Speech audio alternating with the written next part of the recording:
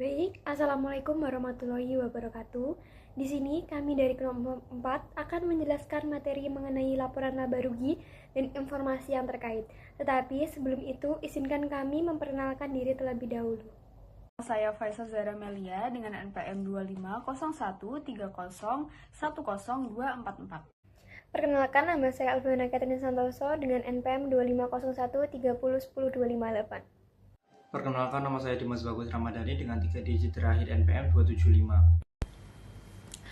Perkenalkan, nama saya Esel Adia Hanawa dengan NPM 25013010316.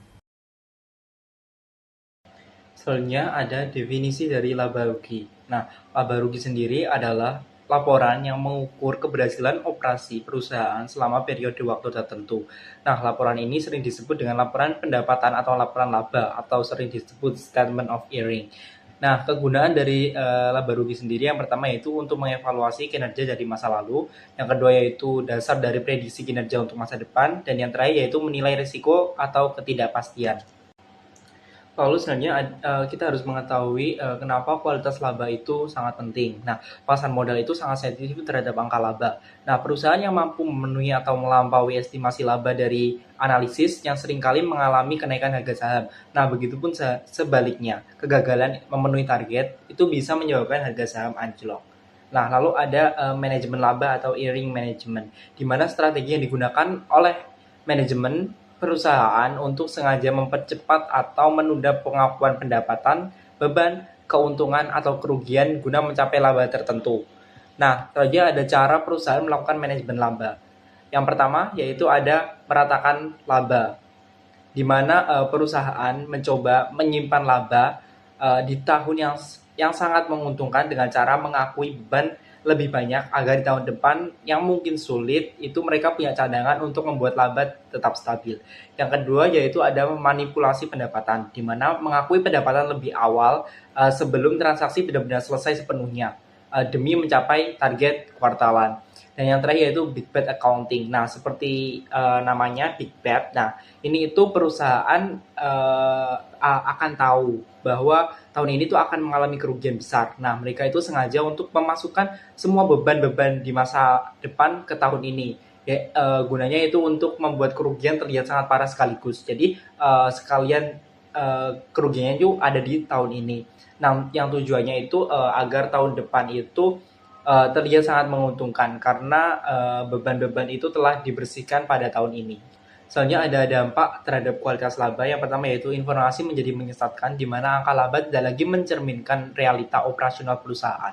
Yang kedua yaitu prediksi arus kas terganggu, di mana investor menjadi sangat sulit untuk memprediksi arus kas masa depan karena angka-angka di laporan laba rugi telah dimanipulasi untuk tujuan jangka pendek. Dan yang terakhir yaitu penurunan kepercayaan, di mana jika pasar mendeteksi adanya manajemen laba yang tidak sehat, nah kepercayaan investor terhadap integritas pelaporan keuangan perusahaan akan hilang.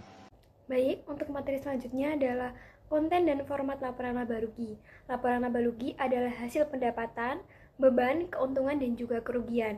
Di dalam laporan laba rugi juga terdapat komponen. Yang pertama, bagian penjualan atau pendapatan, yang kedua bagian harga pokok penjualan, yang ketiga beban penjualan, yang keempat administrasi atau umum, yang kelima biaya pembiayaan, yang keenam pajak penghasilan, yang ketujuh operasi yang dihentikan, yang kedelapan kepentingan non pengendali, dan yang kesembilan adalah laba per saham.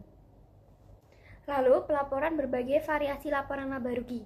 Perusahaan diharuskan untuk menunjukkan analisis dari pengeluaran yang diklasifikasikan, baik berdasarkan jenisnya seperti biaya bahan yang digunakan, upah tenaga kerja langsung, biaya pengiriman, biaya iklan, tunjangan karyawan, biaya depresiasi, dan biaya amortisasi maupun fungsinya seperti barang terjual, biaya penjualan, dan juga biaya administrasi. Pada slide ini kita akan membahas mengenai perubahan dalam akuntansi. Perubahan ini dilakukan agar laporan keuangan menjadi lebih relevan dan mencerminkan kondisi yang sebenarnya. Yang pertama yaitu perubahan prinsip akuntansi. Ini merupakan perubahan dari satu metode ke metode yang lain yang dianggap lebih tepat. Contohnya seperti perubahan metode persediaan dari FIFO ke rata-rata. Perubahan ini dilaporkan secara retrospektif, yang artinya laporan keuangan periode sebelumnya disajikan kembali agar tetap konsisten. Yang kedua adalah perubahan estimasi akuntansi. Perubahan ini terjadi karena adanya informasi baru atau perubahan kondisi. Misalnya, perubahan umur manfaat aset atau estimasi piutang tak tertagih. Perubahan estimasi dilaporkan secara prospektif, yaitu hanya berlaku untuk periode berjalan dan periode berikutnya.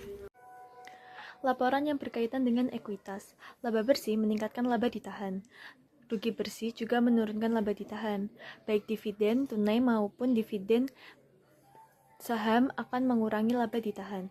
Perubahan dalam prinsip akuntansi pada umumnya dan penyesuaian periode sebelumnya dapat meningkatkan atau menurunkan laba ditahan.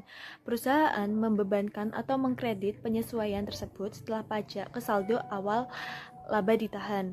Pembatasan laba ditahan. Dalam beberapa kasus, perusahaan memindahkan jumlah laba ditahan yang dibatasi ke akun yang berjudul laba ditahan yang dicadangkan atau appropriated retained earnings. Oleh karena itu, bagian laba ditahan dapat melaporkan dua jumlah terpisah. Laba ditahan, beban tidak dibatasi, dan juga laba ditahan yang dicadangkan atau dibatasi. Selanjutnya ada laporan laba komprehensif atau comprehensive income statement. Jadi perusahaan pada umumnya memasukkan ke dalam laba seluruh pendapatan, beban, serta keuntungan dan kerugian yang diakui selama periode berjalan. Pos-pos tersebut diklasifikasikan dalam laporan laba rugi agar pembaca laporan keuangan dapat lebih memahami arti penting berbagai komponen laba bersih. Lalu ada laporan perubahan ekuitas atau statement of change in equity. Jadi perusahaan juga diwajibkan untuk menyajikan laporan perubahan ekuitas. Umumnya terdiri dari modal saham biasa, tambahan modal disetor atau share premium, laba ditahan, dan juga saldo akumulasi penghasilan komprehensif lainnya.